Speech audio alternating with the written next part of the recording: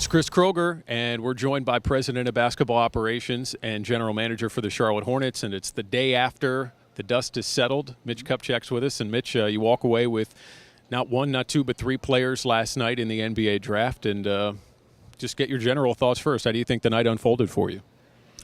Well, the evening started, with us thinking that somebody like Miles Bridges would be available when we draft. So we're excited to get somebody that we had planned to get. Devonte Graham was something that came about really in the last 45 minutes prior to the pick. Once we had a wing, and the last couple of days we've accumulated some second-round picks, we felt we couldn't get the player we wanted in the mid-second round. So we felt we had to move up to get a player like Devonte. So we scrambled and found a team that was looking to get off the number 34 pick, I believe. And we traded a couple of future seconds, and we got a ball-handling guard that we think, based on his pedigree, experience, the style of play, great coaching, and of course he's a 4-year player, that we think, even though he is a rookie, he might be able to give us some help in the backcourt next season. And of course the third player, was a player we drafted at 55, hopefully to get him to get some experience and continue to play in Europe, overseas, and maybe in a year or two we'll take a look at and see if he's a player that's good enough to play in our league. Well, let's talk about Myles at that first-round pick. This is a guy that a year ago people thought maybe could be a top-5 talent coming out of the NBA draft. He came back for his sophomore season and did a lot of the same stuff, improved his game all the way around, maybe even played out of position a little bit with Jaren Jackson coming into Michigan State. He's an explosive athlete. He can space the floor. You talked about his positional versatility even on the defensive end. Did you have a strong feeling he would be in play once you got past pick number 10, or was that a bit of a surprise to you last night? It wasn't really a surprise. The first round went pretty much like we thought it would go. You don't always get the players by position, but as a group, we felt we had the first round nailed pretty good. After the first 5 or 6 picks, then we weren't sure which way it was going to go. Would Sexton be taken before, McHale, or where would Myles be taken? So at that point it starts to get a little, dicey. And but at the end of the day, you plan for all contingencies. And we thought that Myles had a good chance to be there at 11. We also felt there was a chance that he would go before 11. So we're pleased. Once again, he's a veteran, not like Devonte is. He only played 2 years in college. But he went back to college because he wanted to understand the game better and learn the game better. And you don't see that very often with, kids that can be lottery picks. They decide to go back to school for a year.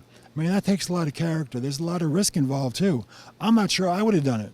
So I got to give the kid all the credit in the world. Well, you talk about Devonte Graham, and I know on Tuesday in your pre-draft press conference you made it a point to say, maybe not necessarily a point guard, but we're looking for a guy that can handle the ball and can make plays with the ball and can be on the ball and off the ball. I think Devonte checks off a lot of those boxes. He does. And we think, depending upon how he does in summer league and training camp, that he has a chance to contribute. Unlike a 18 or a 19-year-old, but you might have to wait a couple of years. And that's not to say that he can do it. But we think he has a chance. I also think that, when you look at our roster, that is an area that we may have to still address. But we feel good that we've got somebody there with experience that maybe can give us some minutes next year. Well, the draft is one building block for this organization, and so that's now gone for now. We'll move on to 2019 when that comes in a few months. But free agency is about a week away, and so that's the next building block. Just in general, how do you think you've set yourself up for that free agent market? It's going to be a lot of uncertainty. It always is when you get to free agency, but the draft has now allowed you to maybe make some plays there. Yeah, right. Without going into great detail, and maybe you can inform your viewers why I can't do it. A week or so ago, we didn't have much flexibility going into free agency. We have a little bit more today than we did a week ago. That still limits, how deep we can go into it. We may have to wait and see, how the first wave goes, how the second wave goes, and kind of look and see if we can come in and make a move. But we didn't have that flexibility a week ago. We have it now. And we'll continue to do the traditional ways to look to improve your team. We think we have with the draft. And if we can't do much in free agency, then we'll look at making, trades if that's even possible.